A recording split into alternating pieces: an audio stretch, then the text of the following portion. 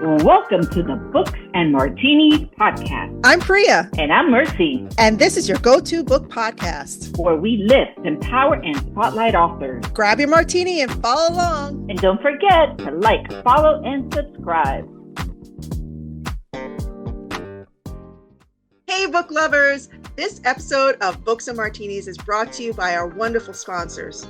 Blue Box Media, you dream it, we produce it.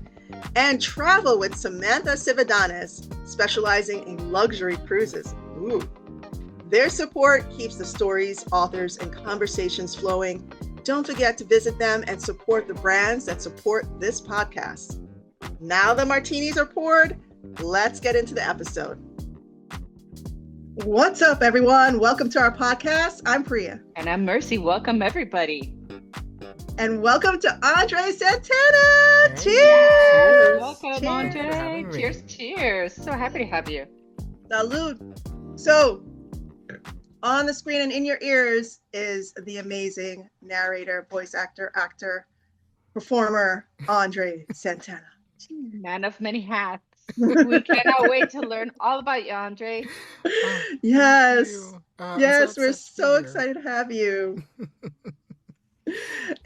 Okay, so let's kick it off with your bio, and then we'll get straight into the questions because we have lots to talk about. Love it. All right, so Andre Santana is a New York-based audiobook narrator bringing fresh perspectives and human performances. His style brings heart and truth to audiobooks, where he's narrated over 250 titles, including New York Times bestsellers, Audie finalists, Airphone winners, and more.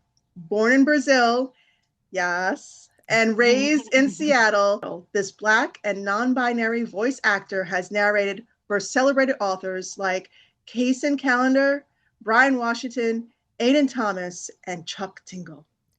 Welcome, Andre Santana. Thank you Amazing. for having me. So excited. And that's a very short bio. We could have talked about you all day. We had like bios galore. I was on your website. I'm like, wow, this is a great bio, but I can't say all this. He needs to talk about himself. Yeah. Everybody's always talking about SEO, and so whenever someone asks for a bio, I'm like, okay, let me change like 2 sentences. What can you say about this, or this? So Sure. Yeah, that's a busy and successful career. So of course there's a lot to say. But tell us about you. It's time to learn more about you.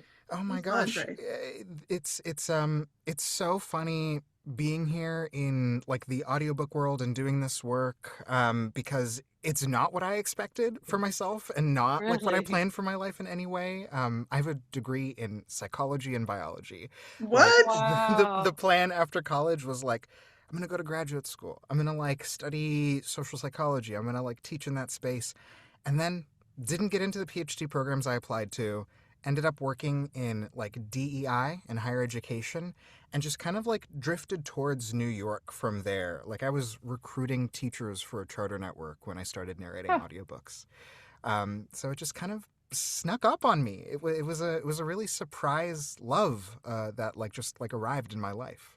Yeah. Were you How a did it reader? sneak up on you? Oh. Yeah. Well, so for so long I wasn't. Like I read a lot in college, but it was all things that were being assigned to me in classes. And so I got so burned out from doing that.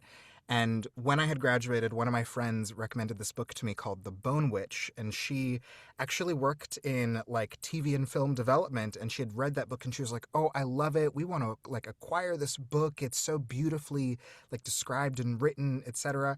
And I saw how thick the book was, and I'm like, I'm never going to make it through that book. Like, I'm so sorry. But I got the audiobook from the library, and that just, like, clicked back in. I, like, from fall 2019 into the spring, I listened to, like, 60 audiobooks. I was burning through Libby. I was buying things on Libra.fm. Like, I fell in love with listening and reading again. And then, like, right as the pandemic happened that spring, I stumbled on ACX, which is, like, the back end of Audible, where independent authors and narrators connect to produce audiobooks. Did one that year as kind of like a hobby thing in the background, and then once I got into the second one, it just kind of all like spiraled from there. And so now I do it full time. Like you said, over 250 books in, and I just really love it. Yeah. Wow. You from must, because you're good at it. Yeah, from educator to narrator. That's just a wild twist. Yeah, absolutely, I love absolutely. that. And it's so funny, like when I was working at that charter school, there's so much that teachers learn about like speaking and language and like emphasizing specific words to make sure you're grabbing people's attention. And I think in a lot of ways, almost everything is a kind of storytelling. You know what I mean? Like Hmm. teachers in class, like that is part of what they're doing. They're delivering information. They really want you to focus in on certain things. Even when I was like doing DEI work, like part of what I was doing when I was working in higher ed there was like helping undergraduate students who like maybe came from a background where their parents didn't really know how to put together a resume, for example. And a student putting together a resume to try to fit it to like get them a specific kind of job, also a form of storytelling. It just always finding information, understanding the lens, presenting, and it's just my favorite thing. I'm a video gamer. I love anime. Like stories in all forms are absolutely precious to me. Oh, well, that's wonderful.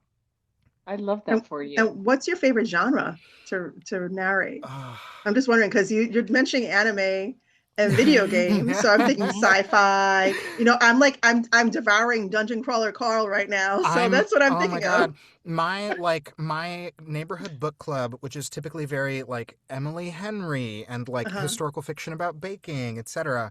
Their August book is Dungeon Crawler Carl. I'm already a super fan of Dungeon Crawler Carl. I just listened to book 8.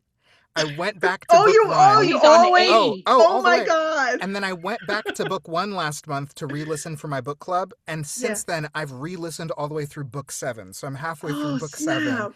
I love Dungeon Crawler Carl. And like precisely that, like I have decided for myself, because I think genre doesn't tell me as much about a book as like the writing style does, right? Like Mm, Yeah. I've seen I've seen nonfiction books that are written where like they'll take transcripts from court cases and they'll write it out like it's a mystery novel, but it's all like the same specific quotes from the court cases. Or like sci-fi where it's like really beautiful and quiet and it feels like literary fiction.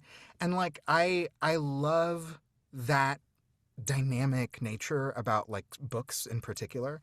mhm. And so more so than I shake it up sometimes when I ask for different genres, but more so than asking for genre, I ask for like one of the things I've said before is like books that remind me what it feels like to be human, or like Mm. books where like a love story goes wrong, or like there are just I think other ways, structures, like found family, like different things that will tell me more about how much I'm gonna love a book than Mm. necessarily the genre. Because the genre, I'm all over the place. I do all the genres. I narrate whatever they'll pay me to narrate. You know what I mean? But Sure, like, sure. but that it's the writing piece that I really fall in You're love with. absolutely right. You're absolutely right. And in the book world, you're asked a lot that same exact question. Yeah, I always say, it's about the plot and yeah, about the storytelling more than anything else, because you could really be into a fantasy book or a historical romance, which I'm not a fan of, but oh my God, there's some beautiful ones out there that you can't put Yep. down. absolutely, Mm-hmm. absolutely. Even thinking about Dungeon Crawler Carl just now, like. I've been so stressed. Like I'm like, oh, my book club isn't gonna like this book. Like it's just not gonna be their vibe. And so I'm really thinking like, what about this book do I enjoy? And I keep realizing like, oh, first and foremost, this is a political drama. Like Mm-hmm. this is a book about humanity and Mm-hmm. survival, and it's so similar to like in terms of core message, like the Hunger Games. And I know Mm-hmm. this like book club loves the Hunger Games. So it's just interesting. It's so fascinating It's how so brave to put it into a book club yeah. Oh, I'm because I excited Yeah. about thought that. about it. It's gonna be great. It's gonna be a great I Because our book discussion. club is like that. They like the crime and the thrillers and all those Mm, types of mm, books. Yes, they've done all the Emily Henrys and all that kind of stuff, mm. But the and all minute I the bring up fantasy and sci-fi, they're like, oh, I don't It's know. so, and it's interesting too because like romantasy is huge, but then there are like right, contemporary romance people who are like, I'm not gonna do it. I can't cross into that realm. Hmm. right. And I feel like, oh, there are so many books out there hidden behind the mask of a genre that people would love. I really feel that. Yes. Yes. Oh, Absolutely. And genres like thankfully there's subgenres, right? Mm, But genres just like pigeonhole a book. yeah, But yeah. books can be so much more. Like we have an author. that wrote a book that's out in space with elves and trolls and all these fantasy elements, but it's like this mosh pit of the two genres, and it works. It works. You know what I mean? Like, absolutely. Yeah. Yeah. I love it. I love it that you're a crawler. Yay. That's so great. So you read 8? Is 8 out? 8 came out earlier this year. I've already listened. So in my re-listen, I'm like halfway through 7 right now. Yeah. Yeah. So wait, is all that? 8 I think was my favorite in the series. Yeah. Wow. No kidding. Yeah. I kind of go ahead.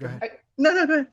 I kind of drifted through number 7 a little bit last time because it's so dense, because so much has to be resolved in book 7.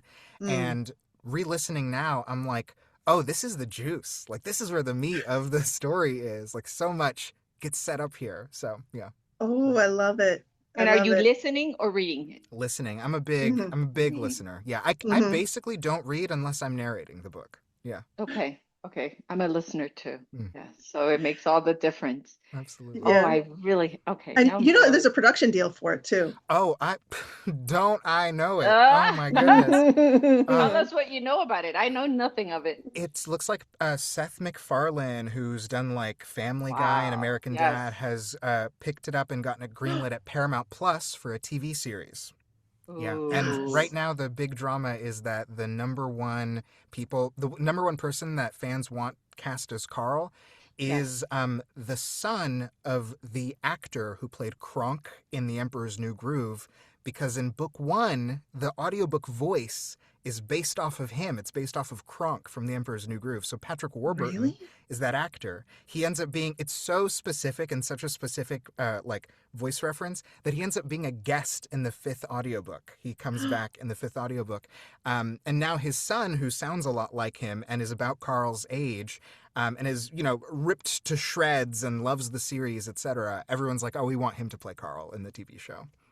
Oh, I have to look that up. I had no idea. See, I'm a new crawler. Fan base. You're just literally. I'm a baby crawler. Just learning to crawl. So, that also leads me to a question. So, is there a narrator or author or voice that you look up to? Oh my gosh, there's so many. One of the things that's really fun about Dungeon Crawler Carl is, of course, the narrator, Jeff Hayes, who, really masterfully performs. He does a lot of voices and he really leans into it. I think of there being kind of a triangle of philosophies of narration.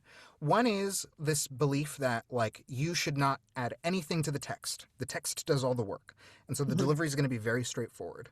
One pulls a lot from theater and stage, and so there's, I think, a real enjoyment about delivering the language and delivering the text, and I think it might really feel almost like a Shakespearean delivery.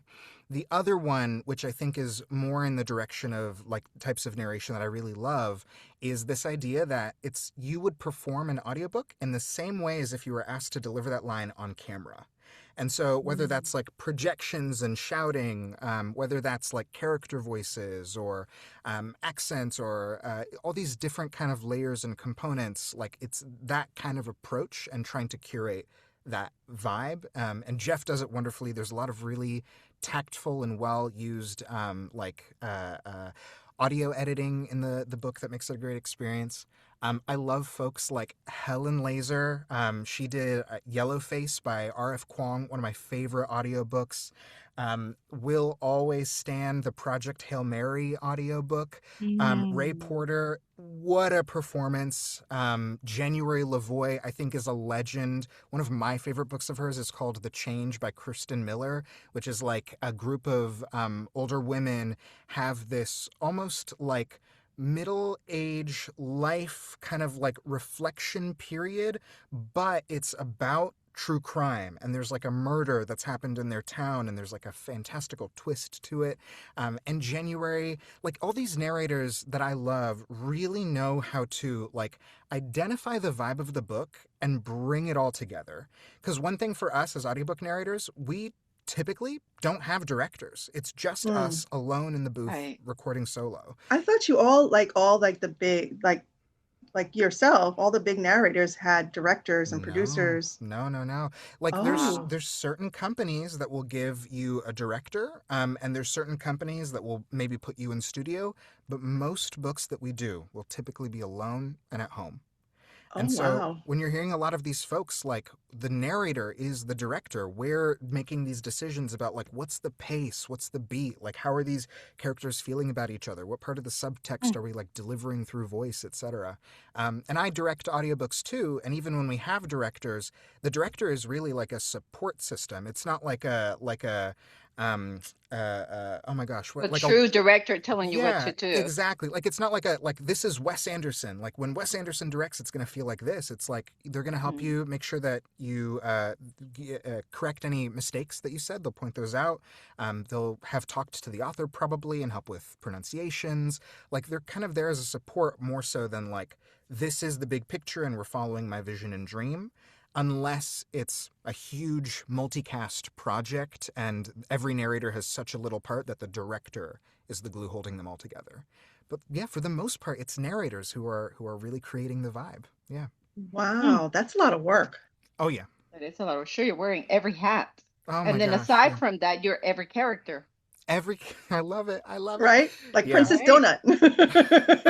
Yeah. Excellent. Excellent. Yeah. Yeah. Yeah. You're So, the alien, the human, and the cat. yeah. So how are you on multi-voice, multi Mm. POVs? Yeah. Like, Yeah. do you have a,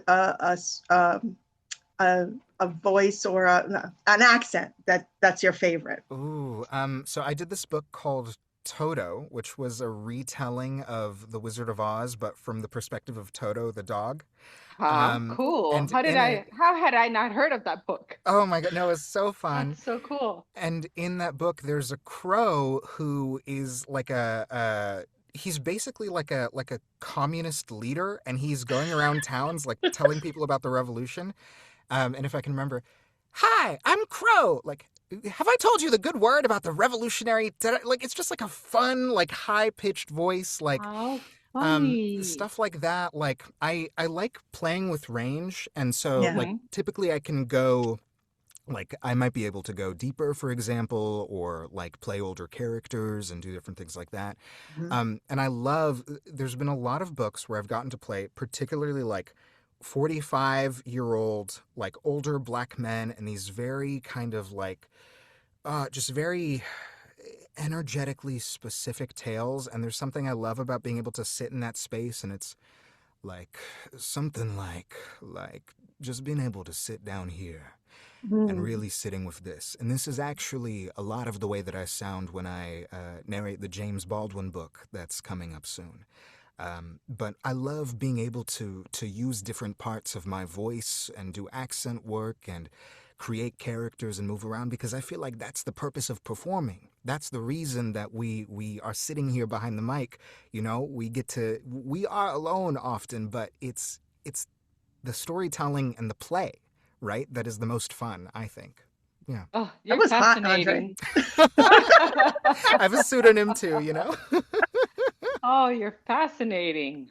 That is so interesting. And do you get into the characters so deeply that you have to kind of shake them off Oh my to go gosh. on about your day Are because you you kind are of you stay talking there? like with that accent all day? Like It really low. so like with this book, so this was James Baldwin's final novel that he wrote before he passed away called Just Above My Head. And it's the longest book I've ever done. It was 22 hours long. Hmm. And so, yeah, every day I was talking that low. And so at the end of the day, I have to do warm ups to kind of like bring my voice back up out of it. But my voice would Hmm. still kind of just like be sitting there down there for the rest of the day. Um, it's funny, more so than like the voice work.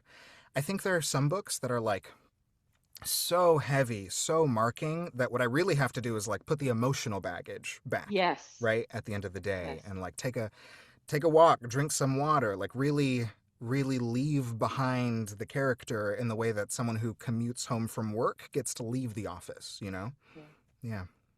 Yeah. And your voice has so much to do with, especially in the world we're in now, where we listen to everything, has so much to do with bringing that character to life. I just finished Theo of Golden, Mm. and it was this older Theo is 80 years old and he's Portuguese. He's Portuguese. Mm. Portuguese, yeah. And, yes, and his accent, I could just see him just by the way that they're narrating him, the way that they speak, the way that he speaks, and how he goes from that deep voice to the high tone when he's in Mm. trouble, like towards the end of the book. And it's like, No Yeah. wow. spoilers. No spoilers. Yeah. That's it. I'll stop there. But oh my God, but the narrator I don't want to say is as important as the author because clearly the author created the piece, but it's just there's something about the narrator that brings that vision to life. Absolutely. Mm-hmm. And Absolutely. it's just Mm-hmm. beautiful. When Beautiful. we get to live, so for me, like, I've been doing this for a long time. If there's one finished hour of an audiobook, like the amount you actually listen to, it probably took me about 2 hours to record it. And so if we're doing a 10-hour audiobook, that's our week. Like that's what we're doing that week. Wow, sure. And so there are so many folks who like they really do love to dive into the character and the story like that. And there's one of my friends, her mother is an author, Julia Claiborne Johnson, who wrote this novel Better Luck Next Time.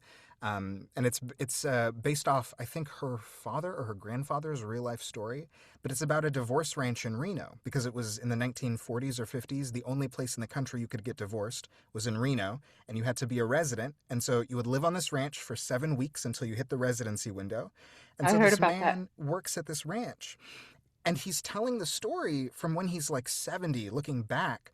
And so this narrator, David Aaron Baker, like sits into this character and Julia, the author, said that her favorite part about listening is that he's so stoic, and there's just this one moment where you hear this crack in his voice near the end when it all really gets to him, and it just shattered her.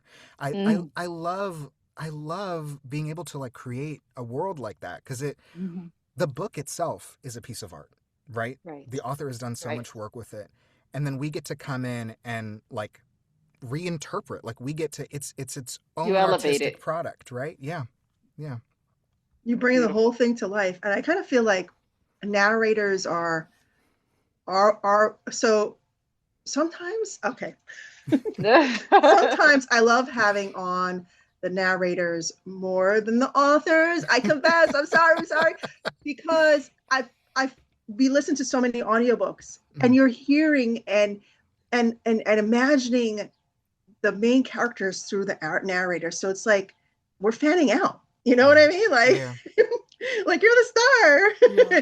And it's like flying close to the sun. You know what I mean? It's like you're not the author, which is the sun, but you're that close to it, and you're bringing the whole thing to life, Yeah. and it's just magical. It makes the reading more enjoyable. It's a movie playing in your head now and in your heart because you're just feeling whatever the narrator's putting out. Yeah, You yeah, know. Did absolutely. you find, Andre, that well, did you have a mentor? Ooh, I had so many That's a great mentors. question. I was really fortunate in this regard. I came in around 2021, like really came into the industry and not just like recorded one thing. Hmm. And it was a time when there were a lot of, as the pandemic was happening, and typically what was a lot of studio work in New York went virtual and they were having more home records, it really opened up the doors and people were also listening more, so production went up. And so you had all these people coming into audiobooks and all these companies looking for new narrators. So, like, I had a mentor through the Audio Publishers Association, Hope Newhouse, who was really wonderful and, like, basically met with me over the course of 6 months, like, weekly, talking to me about, like, what's next on your radar, what should you work towards, etc. Like, I took classes. I got to take the Great Audiobook Adventure with Elise Arsenault and Acting for Audio with Joel Frumkin, because there were so many people in the space who were so positive and loving and able to share their experiences. And, all the people I've coached with in between as well. So I feel really, really fortunate in that regard because as soon as we went from virtual to in person, it just felt like falling into community. And I remember going to that Mm. first like audiobook production conference and meeting all these people, and I was like, oh my God, this is my Woodstock. Like, Yeah, here's all these I you people. love knew it. them. Exactly. Like, from the two-dimensional screen to 3D in Hmm. person, like here's all these people who do the same thing I do, who love the same thing I love, and we get to like learn about it together, we get to share about it together. So I've really, really been fortunate in that regard, and it's impacted a lot of my time in terms of turning around and supporting the community. So the same mentorship program that I had where Hope Newhouse was my mentor, I went back and now I've mentored 9 people in that same program. Oh, Wow. I'm now board chair of the Professional Audiobook Narrators Association, PANA, which is like a 700-member audiobook narrator association that does resources and classes and all these different things. Because I just love this space. I love this work. I love narrators and I love you've books. gone full circle. I Yeah, love that. I yeah. love that. So you found your calling. I think It so. just, yeah, I Do you, love do you that. have an agent? How do you find your books? Yeah, it's so funny because audiobooks is not a space where we really use agents. So in other spaces, you're expected to have an agent in order to get like casting calls and things like that. But in audiobooks, most of the folks have email addresses that are available through an organization, or let's say there's an email address like you want to narrate books for Macmillan. There'll be an email address for Macmillan that you reach out to get considered for auditions.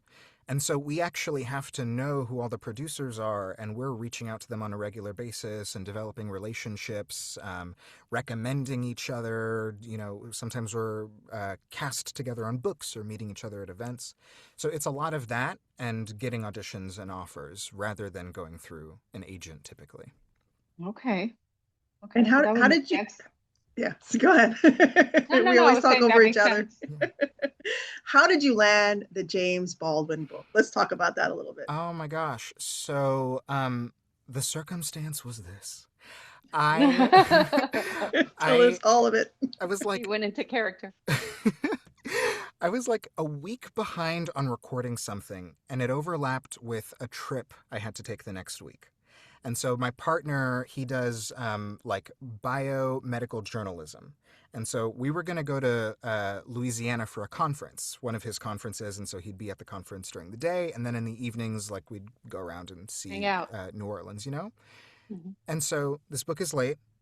I'm not going to skip out on going to Louisiana. So I found a studio in Louisiana to record that book that week.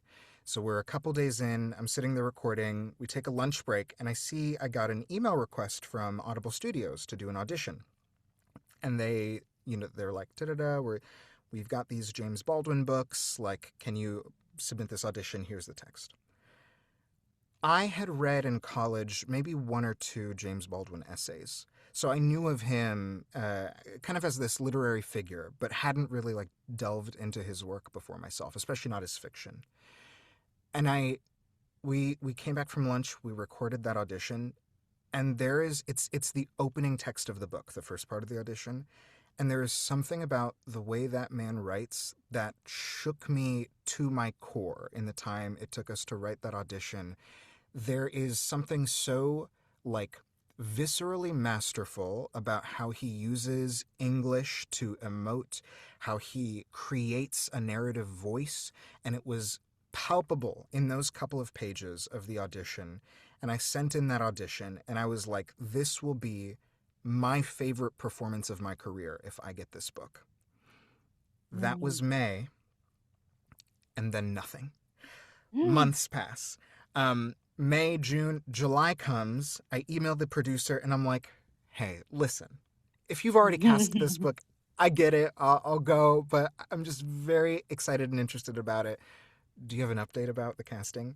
And they were like, yo, like, it's taking us a while to cast these. Like, I would sincerely just forget about this and move on with your life. And I'm like, heard. Okay. All right. All right. What? Heard. Damn. So July, August, September, I finally get an offer for it in September. Um, so excited to work on this. And so from September, we start recording in February. Like I said, 22 hours. It took us about 3 weeks to record it. And It was great in the studio. My director was Kevin R. Free, who's another fantastic audiobook narrator that I love. So his energy was awesome. And then here we were, like, working on a Black author's text, a Black engineer, a Black narrator, and a Black director, getting to Wow. be in this studio. It was so much fun.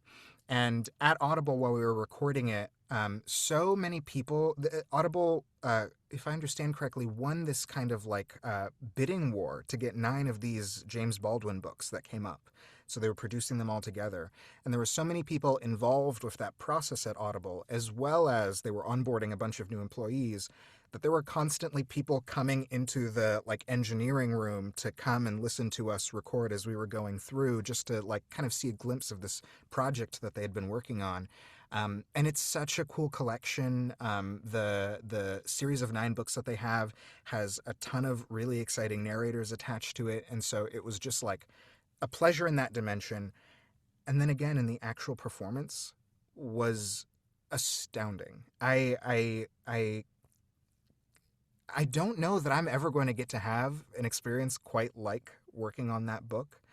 Not just because of the way James Baldwin like writes, but I think also the way that like we got to work in that room. That, you know, like I said, like we're typically alone at home, and here I was getting to be Mm-hmm. in studio with the director, with an engineer. We really got to have conversations about like, how do we create this? Like, how do we shift, you know, structure and shift this specific story? Um, and this book, it follows Hall. He loses his brother. That's how the book opens. He learns that his brother has died. And we go back in time, and he tells us the story of basically his entire life, all the way up to the death of his brother.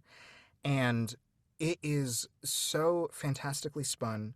It follows like other people in their orbit, including a family friend of theirs from childhood named Julia, who, from the age of like 7 or 8, she was a child preacher, like James Baldwin was when he was younger. And so this character Julia, like I got to spend hours doing, there's like 10-page long sermons that she does, this 9-year-old girl does in this book. And that was like thrilling to do. One, Mm. my God, doing that in a like in a continuous take, wow, was a time. Her sermons, like these pages of like deeply powerful internal thought from Hall, the main character, as he's like thinking about all the intricacies of even race and how that's showing up in his life in New York, and his background in the military, and his dynamics with his family, and his love for his brother. Because ultimately he becomes his brother's agent. His brother is like a gospel singer with this group of, you know, his young friends, and then when he gets older, Hall becomes his younger brother's agent, and so he is his agent when he hears that his brother has died in this way that's very like, you know, Star loses himself out in the world. Mm-hmm. And it's so, especially considering that literally from the beginning of the book, he says, this is what happens. Now let's go through what happens. It's so powerful, James Baldwin's ability to like still make that narrative land, to string you through a scene where there's this one moment where he's following through the scene, and he's literally like, you know, it's 24 minutes until we lose him. It's 10 minutes until we lose him. And it's just a kind of compelling writing that I don't often get to work with something that dynamic and that exciting. I think like I've gotten to narrate Percival Everett before, who wrote Yes. James and Yes. Erased, that became American. Oh gosh. Wait, you narrated James? No, I did not narrate James. I Oh, narrated. He wrote another novel called Percival Everett by Virgil Russell. oh, That is Okay. the title of the novel, is Percival okay. Everett by Virgil Russell. And so in the story, this man visits his father in a retirement home, and Mhm. his father says, I have written a story that I think you would have written if you wrote. And so we start to lose ourselves in this idea of like, who even is the narrator? And there's so much literary play happening in there. Even the energy of, I've narrated a Brian Washington book before, and he's really like exploratory and like brings these reflections about art into the realities of all of his characters. Like I get to see, I think, the impact that James Baldwin as a precedent-setting author has had on different people I've worked with over the course of my career. And that is really powerful and compelling because it just makes me celebrate the authors and the writing that they bring to the work even more. So that it was like a really tremendous experience, and I'm really grateful we got to work on all of that. Yeah. Wow. Well, that sounds beautiful. So, and that is actually coming out September 29th, right? That's the Sep- release date for it. And will it September. be just Audible or will it be an actual book? Like, is there a book coming out? Yeah. Like So a physical book? the Well, the book ebook has and been out since physical. 1970 something. Yo, so Oh, I see. and so those are Yeah. going to be available, but then yeah, it's available for pre-order, and the audiobook is the new edition that they're releasing in September. Yeah. Right. Yeah, I figured it's, and you're okay. If No only he was problem. still alive. Like, Uh, Imagine. well, I how did get to. amazing.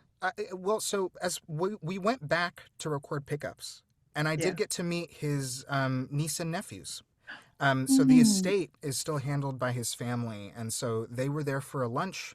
And then I recently went back to this Black Employee Network X Pride event that Audible did in June, where they got to talk with one of the other narrators about the audiobooks and kind of what this whole project has meant to them. And that's been really cool because they're so intentional about how they're handling his estate and the rights to his work, and really thinking about like what he would have wanted to accomplish in his lifetime and how they can continue that more so right. than, like, we have a famous relative and here are now Right. terms of Being the true estate. to Like, his yeah, vision. yeah, Yeah. absolutely. And it's kind of crazy to me that it took so long too, Mm, that to put out the And audio for that's it. the yeah, way it yeah. is. This one is Yeah. actually, so they did have an audio for this specific one that I did, and so the rights lapsed on that one, and that was part of this bidding pool. So it's been Mm. available for a little bit, but I think like part of what I'm really excited about is that is getting to retell something. So many of the books that are coming out now, like the vast majority of those, they're recorded and done, and that's cool and great. A lot of them are really well done.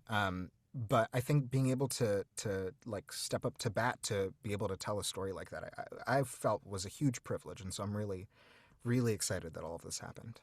Oh, I'm Yeah. excited for you. I can't wait to listen to it. Thank That you. Yeah, sounds that's huge. fantastic. So, what does your future hold now? What are Oh you excited gosh. about moving forward? Yeah, I think there's plenty of things on the horizon. I feel really fortunate because I'm always doing like work in different spaces and different categories, so it always keeps things interesting. Like a few of the projects that I've really enjoyed recently have included getting to do this translation of a really popular novel in Brazil called The Secret Dinner, where a group of friends has to come up with rent money really quickly, and they end up, just by chance, hosting a cannibal dinner. And so it's a What? thriller about that set in like Rio de Janeiro.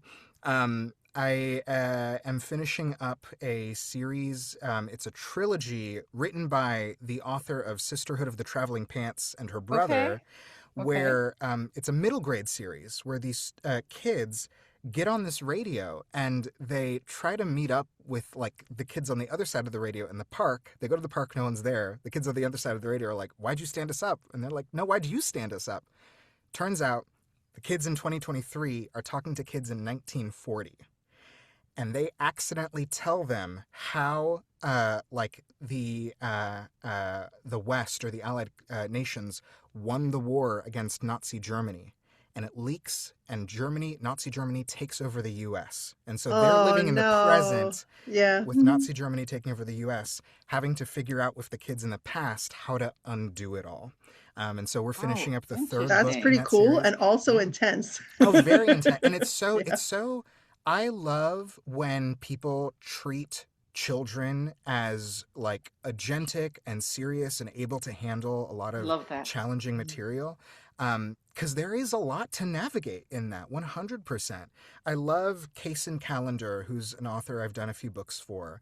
Like King and the Dragonflies was a beautiful middle grade novel, heart-wrenching. And the reality is that so many like kids who are 12 are living through these moments, living through these challenges, and they want to get support and advice, and they want to be able to like navigate these things through storytelling.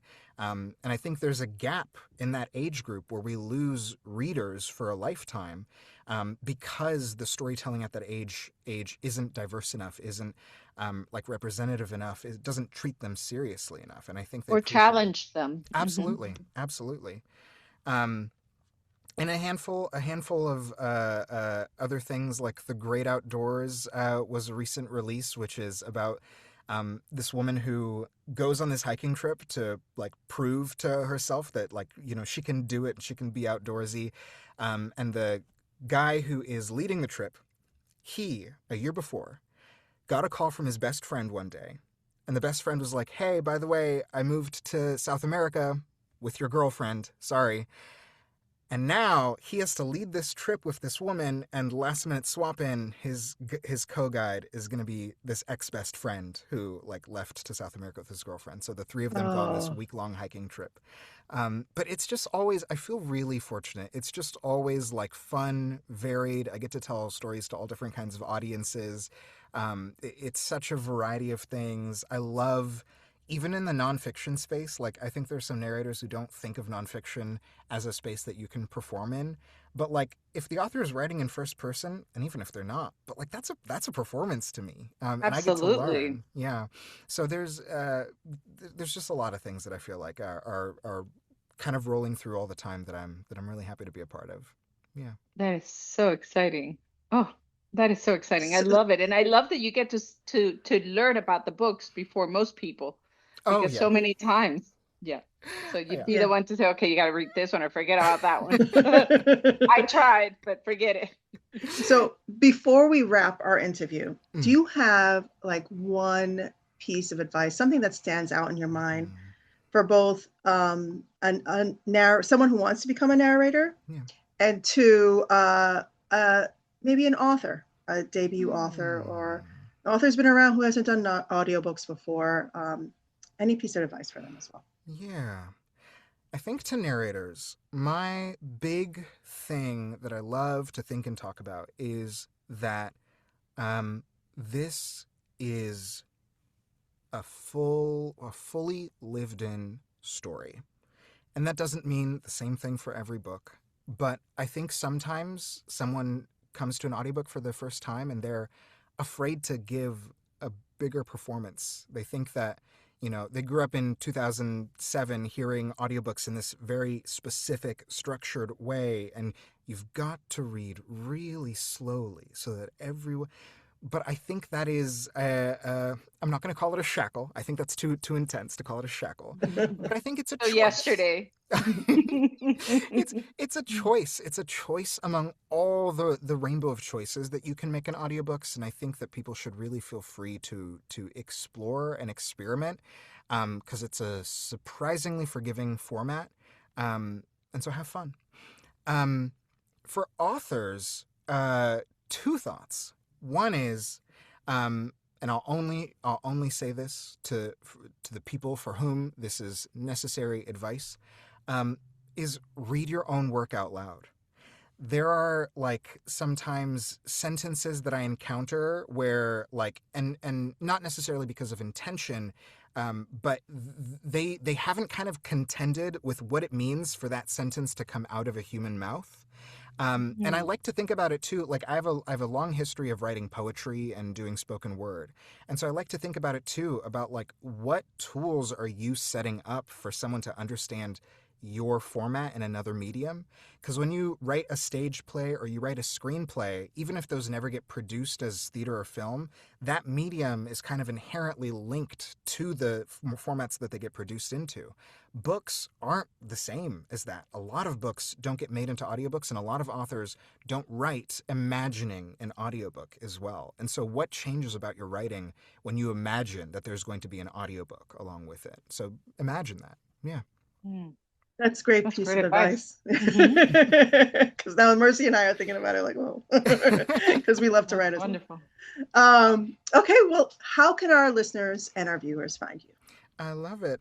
I am not the most active on social media, but I am on there. And probably the number one place to find me is on Instagram at Andre on the mic. And all my links are there. My email address is there. So people can connect with me, stay up to date. And I think that's the best way. Yeah. And your website is andreonthemic.com, right? Exactly. Yes, yes. Beautiful.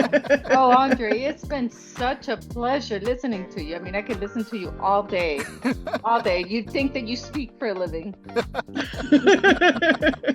It's been so fun being here with y'all. Thank you so much for having me. Oh, of course, of course. Let's do one last cheers. Yes, to your Andre. Success. Yes, and to James and your Baldwin. book coming out. Yes, James Baldwin. Cheers. Love it. I will be following you and listening to everything, so I want the real truth on the books. This is good one, and skip that one. We have to read a lot of books. Perfect. So, yes. For real. Thank you. All right, Andre. everyone. Like, share, follow. Check out Andre on the mic. Absolutely. Bye, guys. Now.